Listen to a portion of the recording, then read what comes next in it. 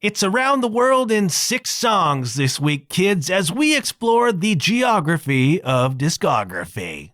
With a quick stop off in Britney world, all right? So fasten your seatbelt and please observe the no smoking sign. And I'll see you on the other side.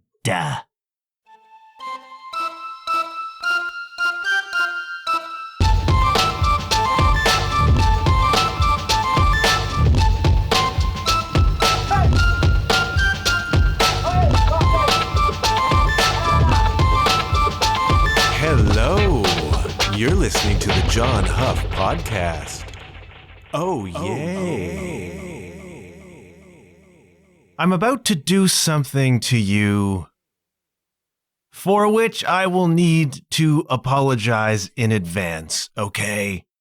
It's not really a dick move, but I do know what I'm doing here, and I know it's probably going to affect the rest of your day, but I woke up this morning with the song Toxic by Britney Spears in my head.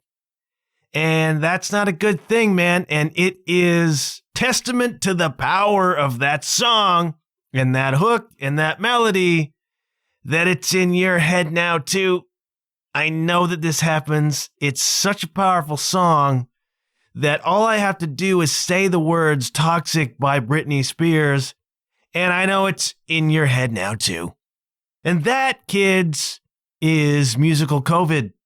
That is me spreading a virus just by proximity. You know, not by breath, but by words.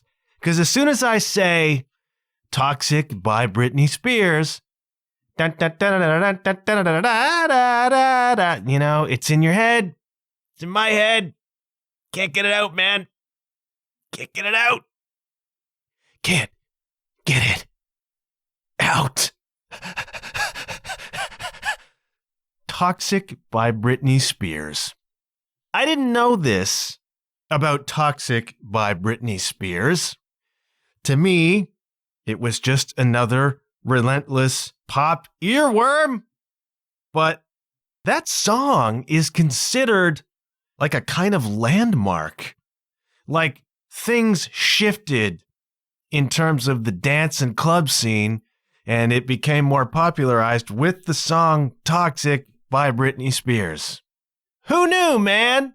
Who'd have thunk that that was a landmark moment in pop music, and that the song would win a freaking Grammy and would be listed in the Rolling Stone like top 500 songs of all time, and was on all sorts of decade lists as a top 10 influential and important song. Toxic by Britney Spears apparently is a landmark.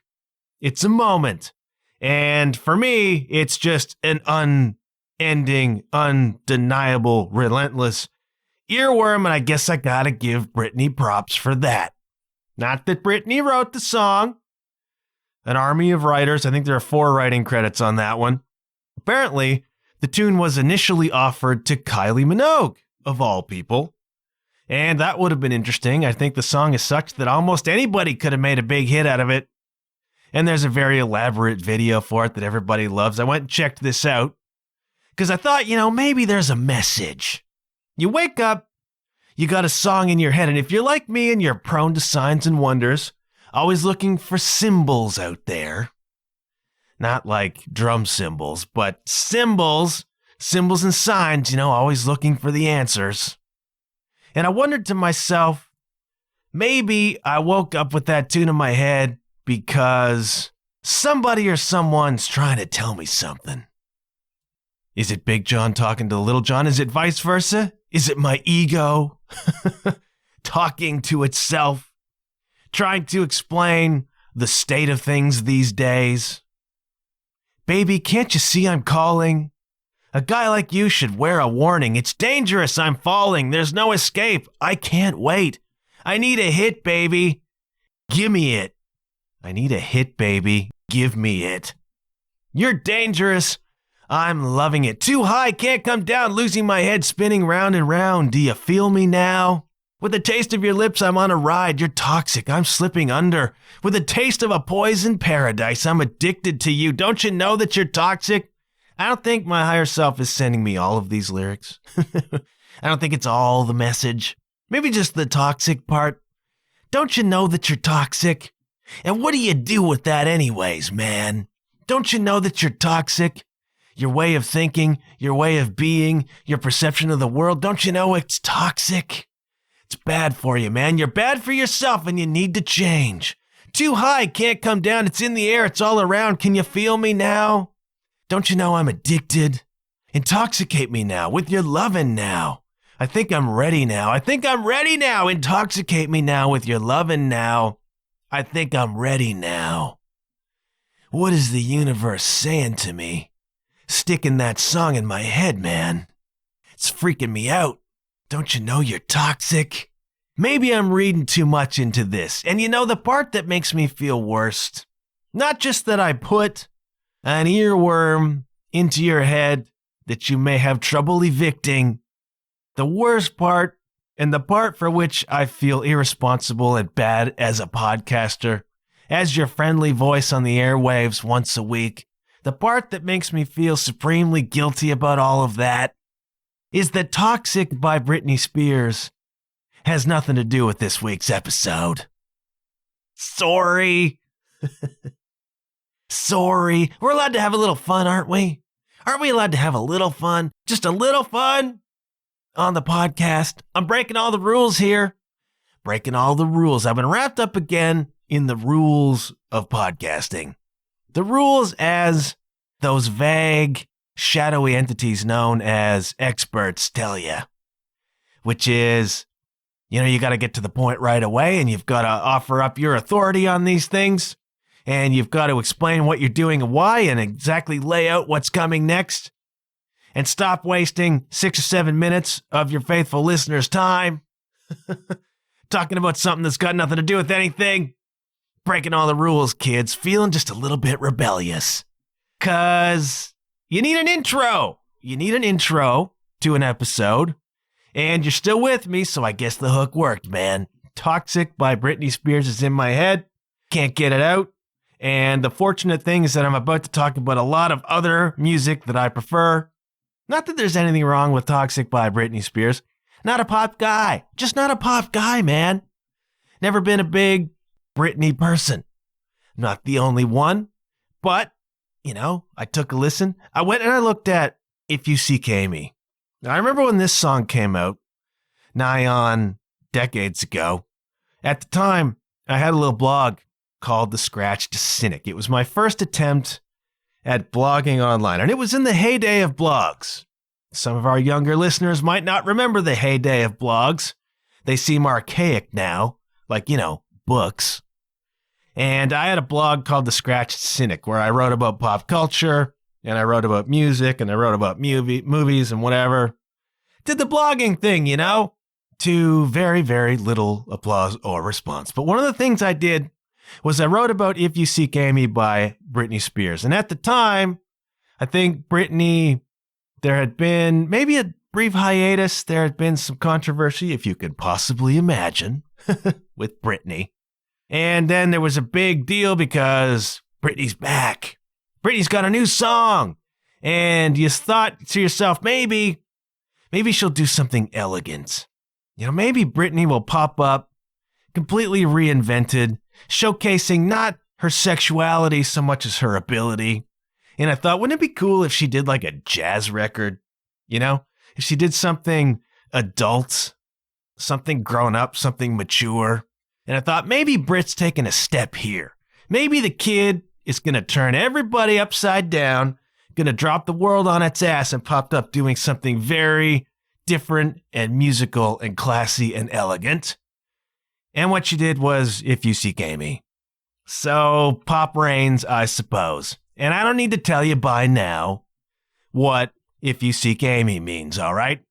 Just put a little stank, put a little English on that first value, turn if to F, and you get F-U-C-K me. Ho, ho, ho!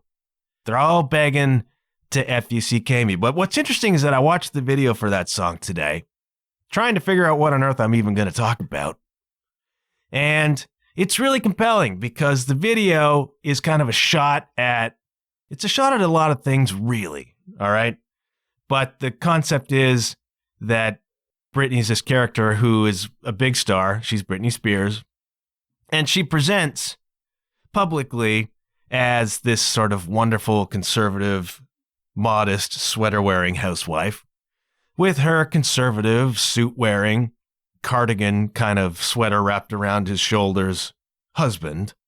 But behind the scenes, they're having all the sex parties because you can't do anything without having sex in it if you're Britney Spears. Got to play to your strengths, I guess. But there's an interesting kind of message, kind of subtlety in the video, if you want to read it in, about how things are presented publicly and what's the truth behind the scenes. And we know that the truth behind the scenes for Britney was pretty freaking wild. I have not watched the Free Britney stuff. I have not followed that story at all. But I mean, we know the kid had a meltdown. We know she shaved her head. We know she did some wonky stuff. We know she had some weird marriages. We know that she was being manipulated by her family, by record label people. We know that this kid had a rough ride at times in the industry, and that's going to happen when you present in the late 1990s as like a 15-year-old in your little schoolgirl outfit, singing about sex and stuff. Man, you are setting yourself up for a rough ride. But what was going on behind the scenes, apparently, was pretty wild. And the kid suffered a bit, and I find it compelling in this video for If You Seek Amy, how there's this commentary on what's presented as real, which is a lie, and what's going on behind the scenes. Now, in the video, it's kinky sex stuff. Okay. Read what metaphors you like into that. You know? If you seek Amy, everybody wants to if you seek Amy. Literally, figuratively. I don't know, but there was some subtlety in that video, perhaps even in that song that I was not expecting from Britney Spears, okay? So I got to give her a shout out for that. She didn't write it, but she's a pop star. Most of them don't. And I don't know. I went down a little bit of a Britney rabbit hole today. And now Brit is, I don't know, man. What can I say? I don't even know what she's doing now. I don't know if she's doing anything publicly. I don't know if she's doing anything professionally, music-wise. I know that there was a lot of, not exactly controversy, but attention going around the internet in the past year or two with her popping up with just, naked photos everywhere. I don't know if they were like fully naked. I checked out the Instagram to see what the what was. A lot of like naked beach shots with stuff censoring the bits, Brit's bits, as it were. So I don't know if she's still playing the titillation game. I don't know if her head's screwed on straight. I don't know. What I do know is that freaking Toxic is in my head. And I've just spent 13 and a half minutes talking about Britney Spears. And I don't know how to feel about that. But I'm not going to bag on Brit. She's not my thing. That's okay. But I'm trying to give credit where credit is due. Toxic is an extraordinary earworm. And If You Seek Amy had some subtlety in it that I perhaps didn't recognize before because of my own biases. All right, Britney Spears and I have done some growing. We've done some evolving. We've done some changing, okay? And I think you can reasonably expect in the next few weeks to see on my Instagram page, JW_Huff, naked photos of me on a beach with stuff censoring the bits, because I think that is the next evolution of artistic creative expression, okay? I'm beginning to get it. All right, Britney sold 100 million records. Kid sold 100 million records, had her meltdowns, had her controversies, fell apart, came back, strong, independent woman, start putting naked pictures on the internet, because that's the next evolution. So here I am, 100 million downloads on my extraordinarily successful podcast, right? International phenomenon, global superstar, broadcasting legend in the making. Had a little meltdown a couple years ago. COVID started. I fell apart. A lot of controversy swirling. How do you make a comeback from that, we know about my handlers. All right, we know about me being manipulated, my money being taken from me by the industry, by my family. How do you respond to that? You respond with naked pictures on Instagram with stuff covering your bits. That is the next phase of the evolution of the John Huff podcast. I'm announcing it now. Full creative, personal, artistic expression. I don't even know what I'm talking about right now. Good, clean family entertainment. The true concept for this episode, it goes back to my conversation with Jackie Neville a couple weeks ago. Thank you for the feedback on that episode. Thank you for the feedback on my Great War episode for Remembrance Day last week. A lot of you were touched and moved by that. I sincerely appreciate you writing me to tell me so. Again, sometimes it feels like you're working in a vacuum, and for you to have enjoyed that episode and taken the time to tell me, I appreciate that. Thank you so much. When I talked to Jackie a couple weeks ago, I mentioned the song Amsterdam to her. Amsterdam is a song by Coldplay, arguably my favorite Coldplay song. It is a very deep cut, which they have performed live once or twice on the Rush of Blood to the Head record, which is, I think, the best Coldplay record. I haven't listened to a lot of the newer ones. Vintage, we were an indie rock band, Coldplay, a Rush of Blood to the Head. That's kind of a masterpiece, man. Amsterdam was a deep cut on that record. It's a haunting, a little bit sorrowful piano ballad. Band kicks in at the end. And it got me thinking, because I'm always thinking about concepts for this program, continuities that we can explore. Got me thinking about songs that are titled after cities. We're going deep here, man. We got Britney with her concept video about how things are presented and what the reality is behind the scenes. We got me going deep music-wise about songs that are titled after cities. Songs that are titled after cities, inspired by Amsterdam by Coldplay. And really, it's just an excuse. It's just an excuse, as so many of these episodes are, for us to talk about different music and for me to point you at some different music. I had a response that said we checked out Sabaton, that Great War record that you mentioned, and super duper cool, man. We had feedback that talked about some of the other music that I've referenced recently where people are checking it out. If I'm providing a service here, a degree of services, one of them is, here's some music you might not have heard that you might want to check out. We're going to begin this little exploration with a song called Leads by the Indigo Girls. Didn't know I was an Indigo Girls fan, did ya? And I was about to call that a guilty pleasure, but I'm not guilty about it at all because the Indigo Girls are freaking fantastic. Brilliant lyricists, wonderful songwriters. I was introduced to them, and there's a weird connection here, an interesting synchronicity.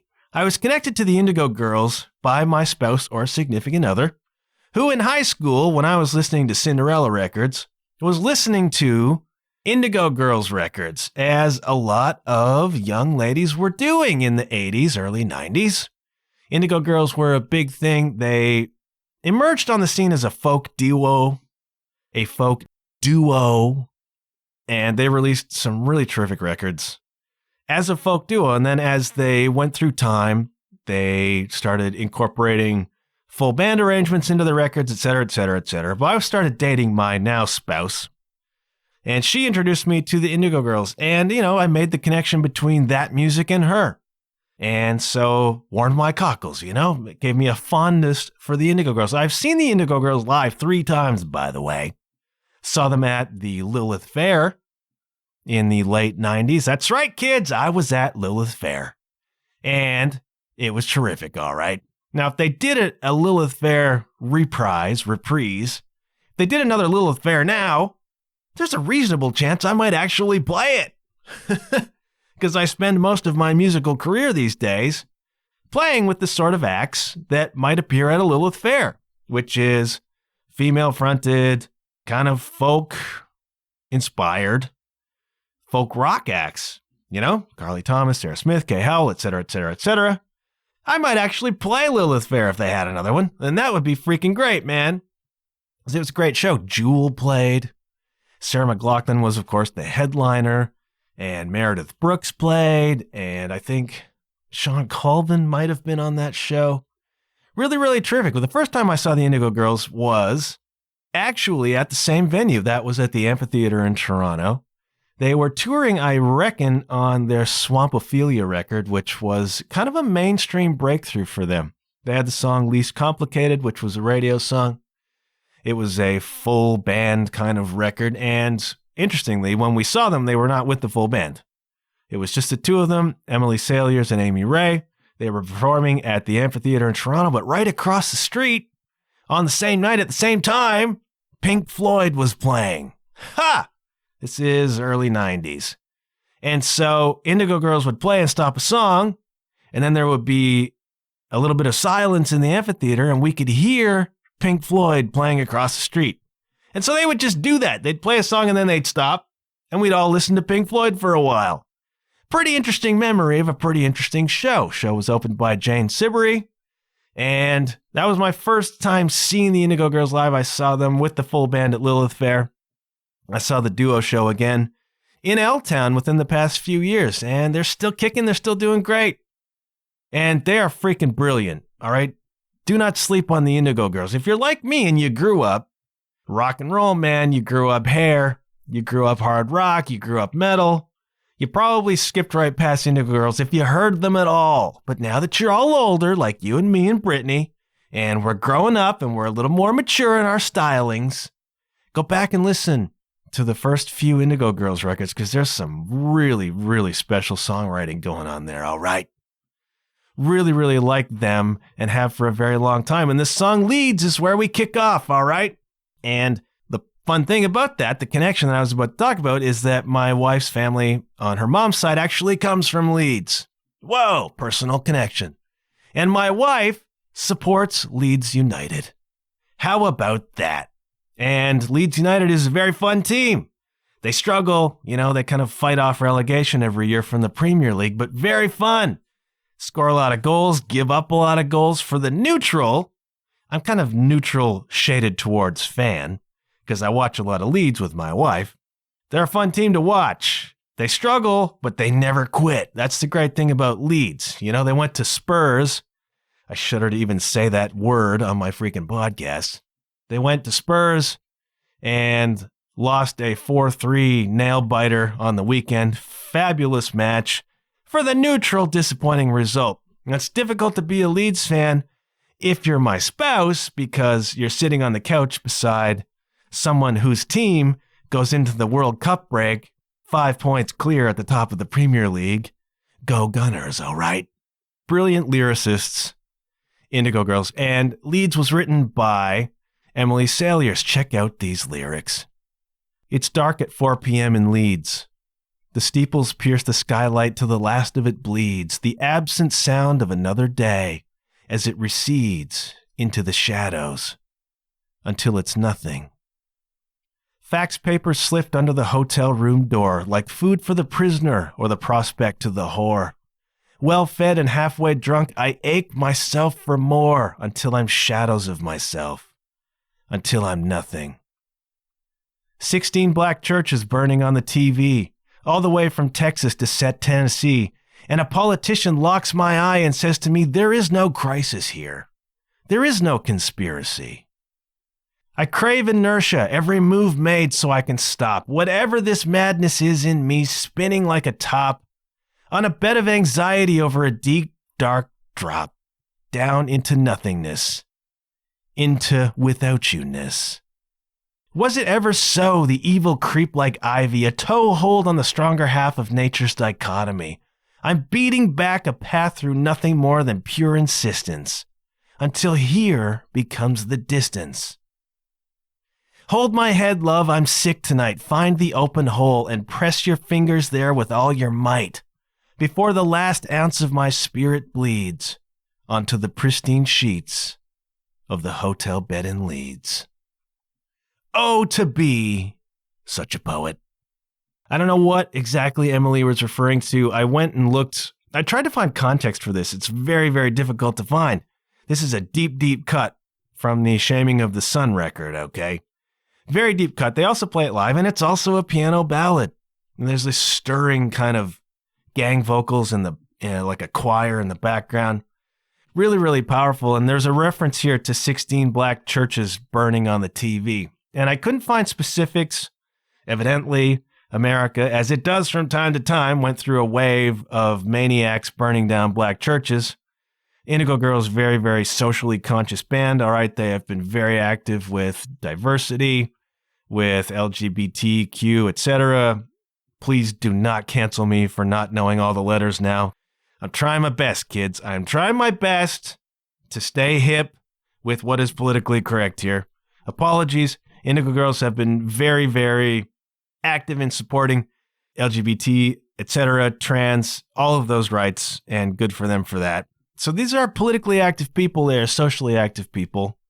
And here's Emily seeing, again, black churches being burned down, presumably by white supremacist types, racist types, and it's frustrating. And she has the ability to express that in words and with such eloquence, and leads is a really, really pretty and sad song. But Indigo Girls, man, just go back and look through and read through some of the lyrics. Just brilliant poets, both of them. And if you have not listened to Indigo Girls, do so. Go back to the early stuff. Go back to when it was just the two of them with guitars, because it's really, really potent. Songs like Kid Fears and Welcome Me. Probably my favorite Indigo Girls song is on Swampophilia. It's an Emily ballad called Fare Thee Well. And Hey Jesus. And also from Swampophilia, Touch Me Fall, which is just a rocker. Really moody. This is a great band. These are great songwriters. And Leeds provides a nice entry into songs titled after cities. Gonna do another quick one, because I gotta give a shout out to Sarah Harmer, okay? Now we know I love Sarah Harmer. We know that I want to play with Sarah Harmer. Like, Sarah Harmer is the thing to me, all right? Really love her, and she has a song on her Oh Little Fire record called Washington, which is just a masterpiece. It's a masterpiece, and it'll surprise you to hear me say that, because you will listen to it the first time and you'll think, well, this seems like a pretty simple mid to slow tempo folk rock song to me, which is exactly what it is, and it's a brilliant one. There is some lead guitar work in this song that just provides this dark, earnest overtone to Washington by Sarah Harmer that makes it. You know, without that lead guitar part, it is not the same song. And the way that she can be playing a series of chords and then drop to a minor chord, and this lead guitar will come in over top of it, that just adds this vibe, adds this atmosphere. You know, that kind of atmospheric edge style lead guitar playing adds so much vibe to a song, man. And it's why I suggest that a lot of acts in this genre either add a keyboard player or add a lead player who will do that, because these textures make or break it, man. Washington's a great song on its own. When you layer in these kind of haunting overtones, it's what makes it really pop. It's what makes it hit you in the cockles, man. And that song, I didn't know this. I always wondered, because it's a song about, I didn't go to Washington, instead I stayed and swept the floor or whatever. Somebody has gone to Washington, Sarah didn't go. And I was always like, well, what's the story? Was it a boyfriend? Was it what? What happened? Somebody went to Washington, you didn't go, and you regret it. I found out, having seen her live twice this year, she talked about, they played Washington, and it was just mind-blowing. She has this ability to just sing a little hook, and she chooses such interesting notes. It's one of the things that makes Sarah Harmer, all right. She chooses interesting notes, and she can turn those into hooks in a way that is, I mean, it's just talent. It's just talent that I do not have. And I sit in awe of her ability to do that and other people's ability to do that. I do not have that ability. And it's practice, but it's an innate thing. And she has it. Washington has that. So what's it about? Well, she actually explained it to us. And what it was is that the song was written in 2008, and she did not go to Washington with her friends who were going to Barack Obama's inauguration. Whoa, capital H history there, man. Something that you might want to see. And for whatever reason, Sarah didn't go. And she regrets not going to Washington. And so this song is about wondering what they're up to. I'm sweeping the floor. Maybe I should have gone. I hope you don't need snow tires. I hope you're doing okay. Wonderful song from a wonderful record by a wonderful artist. And, you know, you probably don't need another Sarah Harmer endorsement from me, but I'm giving you one. Washington by Sarah Harmer. Such a wonderful freaking song. And we're going to jump from Washington, D.C. We've been to the UK. We've been to America. Now we're going down under. Down under. That's probably not an Australian accent. Tried. I can't really get my tongue around that Aussie accent. There's something very peculiar happening there and distinct. My mouth does not want to do it. But I've been working on a couple of phrases that I'm not going to torture you with right now. We're going down to the city of Perth. We're going to the city of Perth, Australia for the song Perth by Bon Iver. Bon Iver is one of those rare bands that upon first listen, a first experience blew my freaking mind, all right? I talked about, in the context of Jackie Neville, the Balconies. The first time I saw the Balconies, I was knocked on my butt and was instantly a fan. So it was with Bon Iver. I've talked about this, but perhaps not for a couple of years. I'm sitting at home on a Saturday night several years ago. Maybe 10 at this point. It's been a while, man. Bon Iver had been on my radar, but I had never really listened. And so I'm flipping the channels on a Saturday night because, again, I live such a full life. And Austin City Limits is coming on. And it's Austin City Limits featuring the music of Justin Vernon and Bon Iver. It's like, oh, okay, I'll check this out. I'll watch for a few minutes, see what's up. And I spent the next hour just being utterly blown away by Bon Iver and their live freaking show, man. It's rare. It's so rare for a band to hit me that deeply on that kind of level on first experience. And the first song they played that I listened to was this song Perth, all right, which is the first song on the self-titled Bon Iver album 2011. So it must have been like 11 years ago that I saw this because they were touring on that, I assume. And it just blew me away. It just blew me away. All right, Bon Iver, their more recent records, they lost me. Gotta be honest, they lost me a little bit because Justin Vernon is one of these geniuses. He's one of these geniuses whose genius sometimes takes leaps that are beyond music to me. So they became very digitized, kind of computery. Things got weird. There are laptops on stage. And the music is probably brilliant.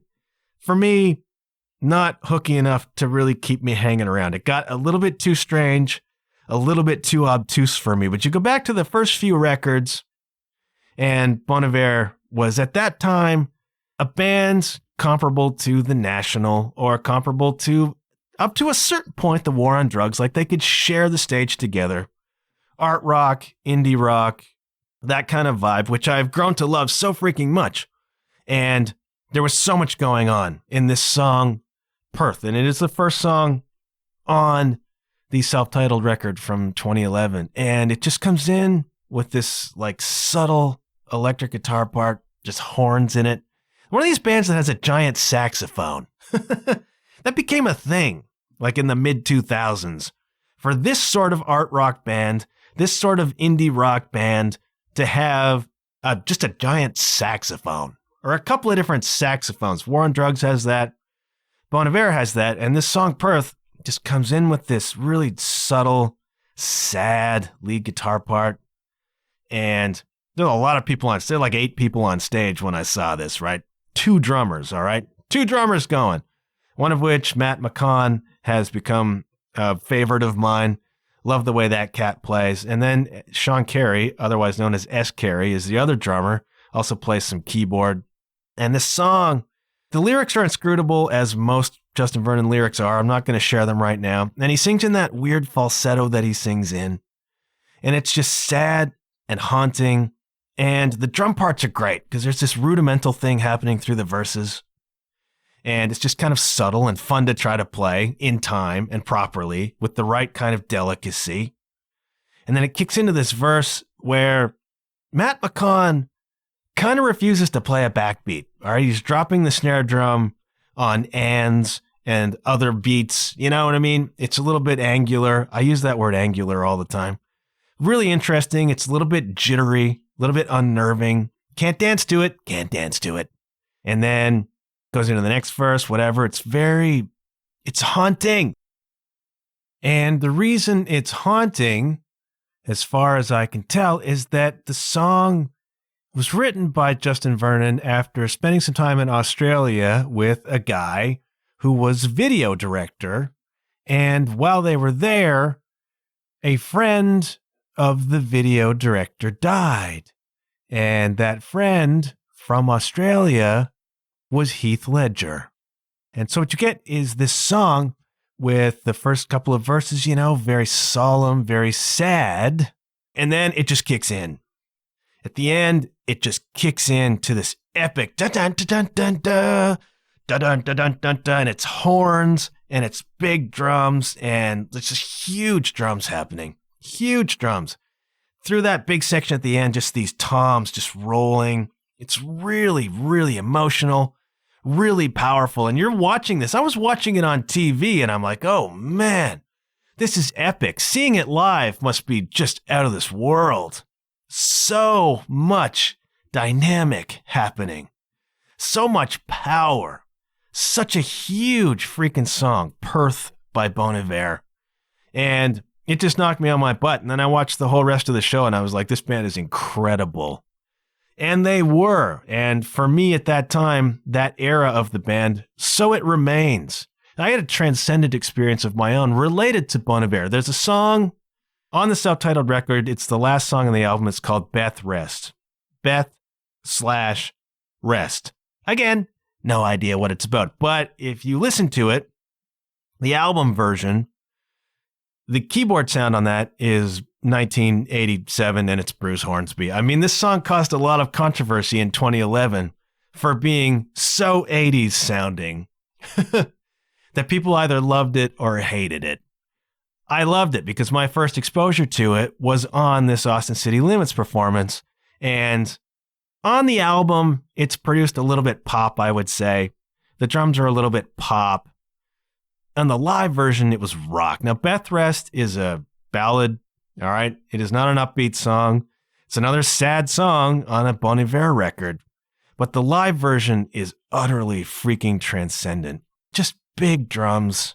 So evocative. They have such an ability to produce this emotion, sadness, longing, anguish. It's really, really something. And so I have a recorded version of that live performance from Austin City Limits, all right? So fast forward 2016, 2015, several years ago, I'm on the road with Carly Thomas. We're out west. We're doing a 6-week run. And part of that experience was being the artist on board for via rail, all right? One of my dreams has been to take the train across the country. That seemed to me like an extraordinary way to see this extraordinary and extraordinarily large country. I thought it'd be cool to do that. Costs a lot of money to do that well, unless you are the VIA artist on board. So what VIA used to do back in the day, I don't know if they still do, is that they would hire people to come and be entertainment on the cross-country journey. So you do like 3 shows a day in different sections of the train, and you ride for free, you eat for free. Bonus, man. So Carly and I got on the train in Toronto. We played our way all the way across to Edmonton. Takes days. Got off the train in Edmonton, did like a 2-week run around Alberta, got back on the train, went to Vancouver, did another couple weeks around BC, and then got on the train for like the 4.5 or whatever day ride all the way back from Vancouver to Toronto, man. So we're on our way home. We've gone through this experience. It's had highs and lows, man. It's been demanding. We're on our way back, and I got my own little cabin. My own little cabin. The way they use space on trains is utterly extraordinary. So clever, man. But I got my own little cabin. And it's just enough for a bed to fold down. And that's about it. And a window. Like you just fit in there. And it's a train, all right? It's narrow. So I got my headphones on.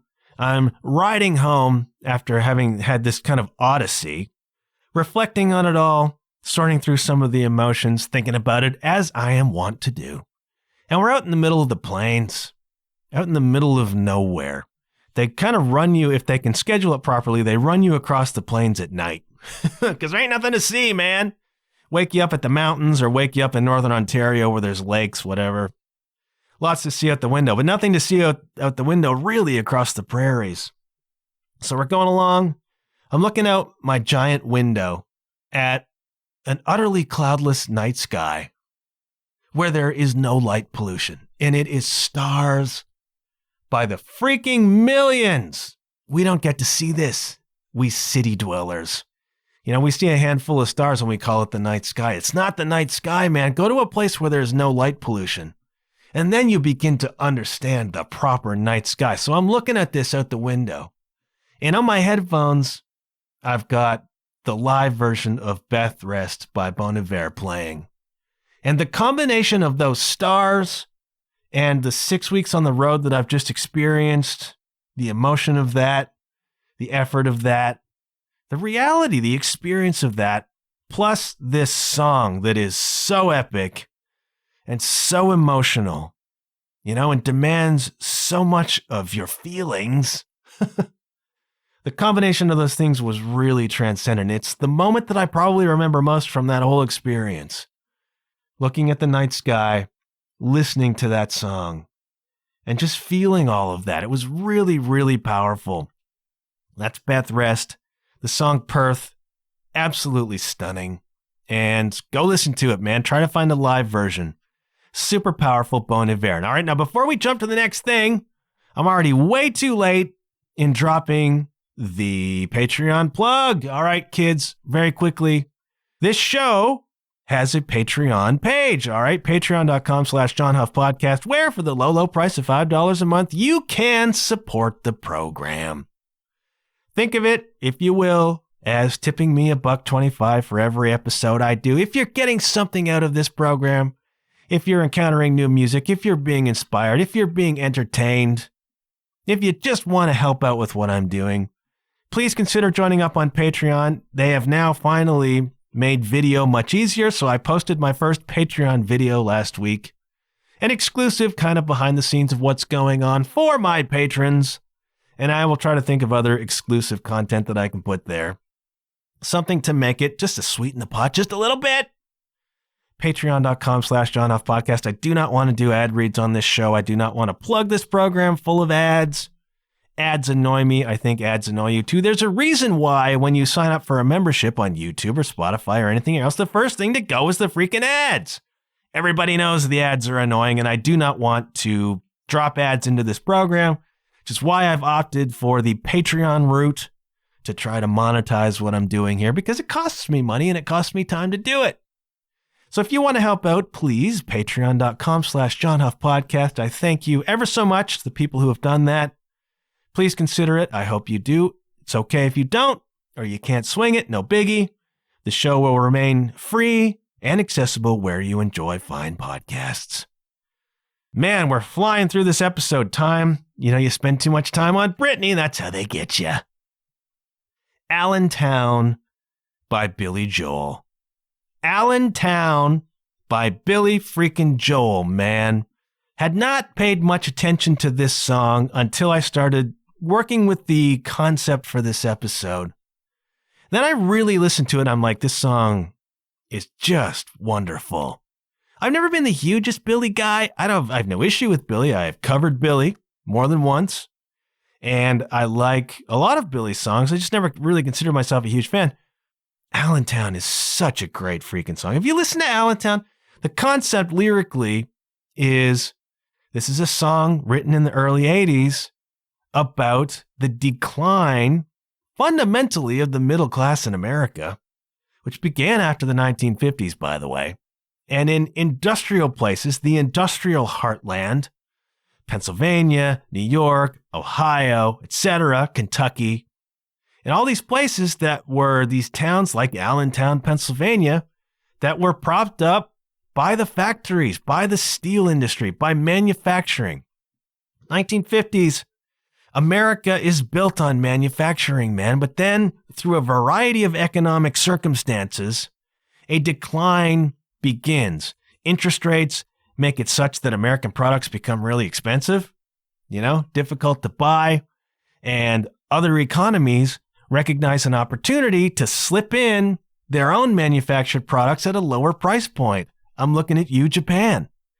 All right? American goods are expensive because of taxes, because of whatever. I am not an economist. I do not pretend to understand how this works. But what begins to happen is that other countries are manufacturing stuff that's good and cheaper, and the manufacturing begins to shift away. And then, eventually, American companies take a look at places like Mexico, etc., and they're like, you know what? We can pay the workers there 1/10 of what we pay them here, and we can make more of that money, Jack. So let's move all the jobs out of the manufacturing heartland. And what you get left with in the 80s, 90s, 2000s is these cities like Allentown that used to be built on this well-supported middle class that had good factory jobs in these plants, and economies could thrive that way and families could thrive that way. Those jobs are gone. The factories are freaking gone, man. And what you are left with is a shell of that town. And in the 80s, this really began to hit home. And so you get a tune like Allentown, which is all about the Pennsylvania they promised us, but we never got. And these degrees we went and got that are useless now because there are no jobs here. They sold us that this is the industrial heartland. And so we went out and we prepared ourselves to be part of the industrial heartland. And by the time we came to get our piece of it, it was gone. And you get these depressed cities. It happened here too. I mean, look at Detroit. The population of Detroit, I read some statistics on this. See if I can find them for you. Here's a wild one. From 1970 to 2006, according to one site, the populations of Cleveland, Buffalo, Detroit, Pittsburgh dropped by about 45%. You know what I'm talking about here? Everybody left because there weren't any jobs anymore. And what you were left with is a struggling, depressed kind of place. Now, in my travels, I found out that places like Allentown or Bethlehem, Pennsylvania, where the steel industry used to be everything, where manufacturing used to be everything, apparently those places are coming back. They're doing tech now. I don't know what they're doing now, but apparently they're coming back, so good for them, and that's nice to see. But in the 80s, looking pretty dire, man, and we saw it around here after the collapse in 2008, where the auto industry in southwestern Ontario fell apart. The economic collapse, it was all so much tied to Detroit. Detroit, as we know, is a shell of its former self. It's lost something like 2/3 of its peak population. There are something like, I heard a statistic somewhere within the past few years that there are something like 50,000 abandoned buildings in Detroit. Go back to the 1950s, Detroit is a thriving city of 2 million people, and the auto industry is making it good times, man. Fast forward, that all falls apart for all of the same freaking reasons, and what you're left with is just a depressed place trying to find its way back, trying to find a new thing to drive that economy, to drive that city. We saw it here because the plants closed all around this part of the world that were feeding that Detroit auto industry, so parts plants, whatever, a bunch of them went down. And then it's the same sort of thing, and what are you left with? You look at Hamilton, the steel industry there, which is not what it used to be. And these economies, these factories, manufacturing, etc., used to drive these places. And then in the 80s, 90s, it got really, really bleak indeed.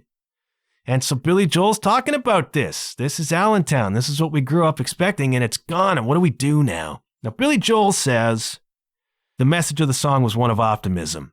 Like, it sucks now, and what we were told to believe was real and would be the future is gone, but we're holding on tight. And apparently there was some resentment in Allentown about that song. And, this sort of drawing attention to the Rust Belt. The term Rust Belt came into vogue after the industrial heartland, the manufacturing belt, went away. Now it's the Rust Belt because all those factories are still there and they're rusting out.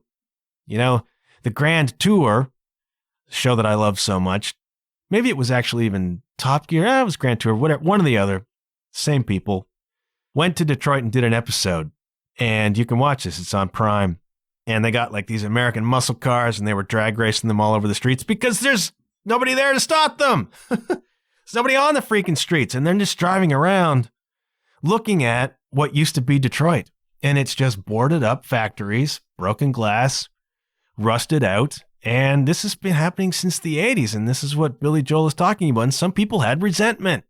Some people had resentment about the term Rust Belt. It was condescending or pejorative or dismissive. And some people in Allentown and in Pennsylvania, Bethlehem, they did not appreciate Billy Joel talking about this. But then he came to Allentown in 83, played a show, opened with the song Allentown, and ended the show also with the song Allentown, which apparently received a massive and lengthy standing ovation. So they came around and the song became a hit there, and Billy Joel became kind of a voice of the people there. Kind of a Bruce Springsteen kind of thing, you know, a blue-collar hero. Talking about how we got screwed over by these companies that split, the executives split, the people who actually make all the money packed up and split so they go make more money. And this, you know, the legacy of that continues. There are a lot of cities, not just in America, in Canada, in the UK, wherever manufacturing used to be the heart of the economy, and that heart got ripped out and moved to cheaper places. You know, they still feel that, and the resentment is still there. And for good reason, man. But if you just want to go back to it, Allentown by Billy Joel, it's just such a great song. Such a great, it's poppy, it's upbeat. You know, it almost sounds happy if you don't listen to the lyrics, which is really weird. And I suppose that's what Billy's talking about when he says this is an optimistic or hopeful song in the end. And the music is that. Such a great piano hook. It's just a perfect piece of piano pop from the 80s, early 80s. It's got more of a 70s vibe, actually. It's not a synth tune. It's Billy Joel, okay? It's piano. Allentown's a great song. Really, really freaking like it. I got a longer list here, man. But we're sneaking up on that hour, and, you know, I know you got stuff to do. Malibu by Hole. That's a surprise for you, ain't it? Malibu by Hole. What a great song. What people have opinions on Courtney Love. People have opinions on Hole. I don't personally have opinions either way, but I do know that I freaking love the song Malibu.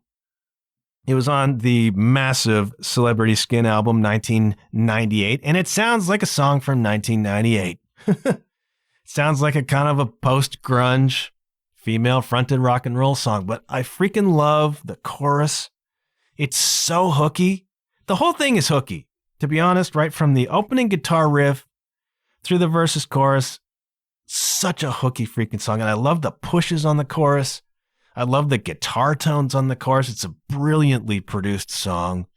So catchy, massive song, and whether you like Hole or not, go listen to Malibu. It's just a wonderful example of a catchy-ass rock and roll song, man. There is some conjecture about what it's about. The thinking is that it's about Kurt Cobain, who, as you know, was the husband of Courtney Love. And did Courtney pay to have him killed? I don't know. I ain't getting caught up in that. Apparently, Cobain did some rehab at a clinic in Malibu, getting off of the smack. And so some people say it's about that. It's about him going to Malibu and her writing about it. Other people say it's about an ex-boyfriend of hers. I think Courtney Love herself has said that she used to live in Malibu with this cat. And it's about that. Could be. I don't know. Not really that interested. And then there's some weird reference to Stevie Nicks, like she wrote it for Stevie Nicks. I don't know what that's about either. All I know is that Malibu by Hole is a freaking great song. And if you haven't listened to it, you oughta, okay? There are others. Birmingham by Amanda Marshall. I really love Amanda Marshall. She's had like the truth hasn't really come out on her.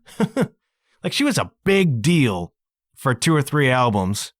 And then she utterly disappeared. And there was some sort of argument like a legal thing with record labels, whatever, who owned the rights to the songs, what she was allowed to perform and what she wasn't. Something really weird happened industry-wise. And Amanda Marshall just disappeared. And then she popped up again within the past few years. There were rumors of an album that's never materialized. And then I think she's, kind of disappeared again. Amanda Marshall's voice is freaking massive. You listen to Beautiful Goodbye. You listen to Birmingham. There's always a moment in these songs where she just opens up. And she's like a tiny little thing. A tiny little minute of a thing, they would say. With a massive voice.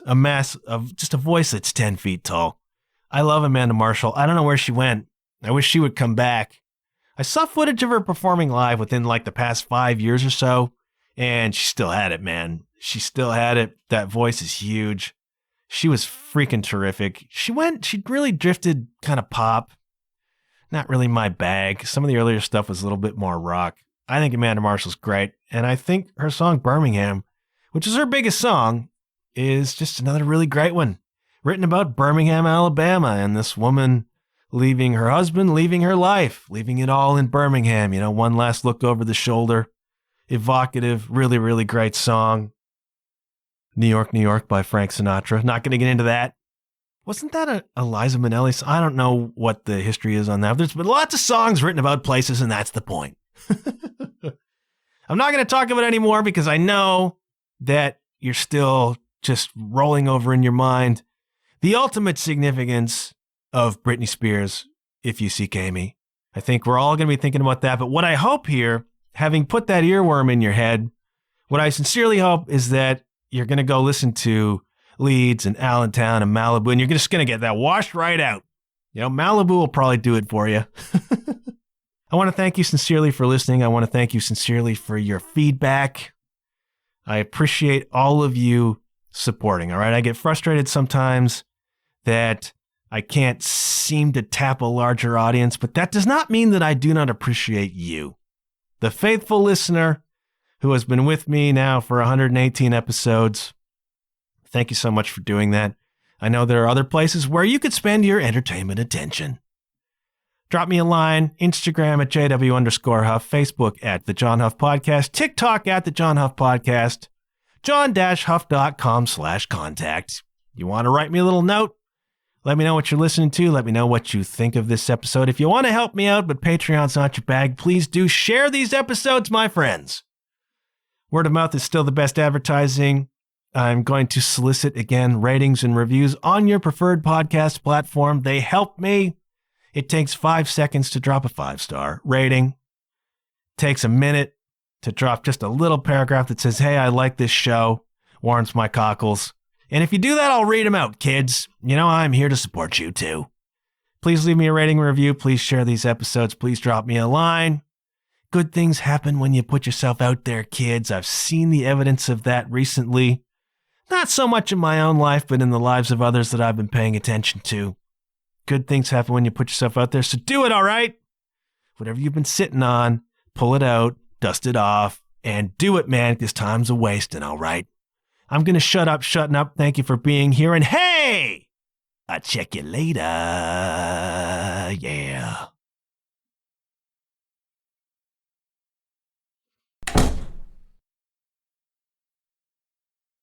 Well, we're living here in Allentown, and they're closing all the factories down. Dun, dun, dun, dun, dun, dun, dun, dun, dun, dun.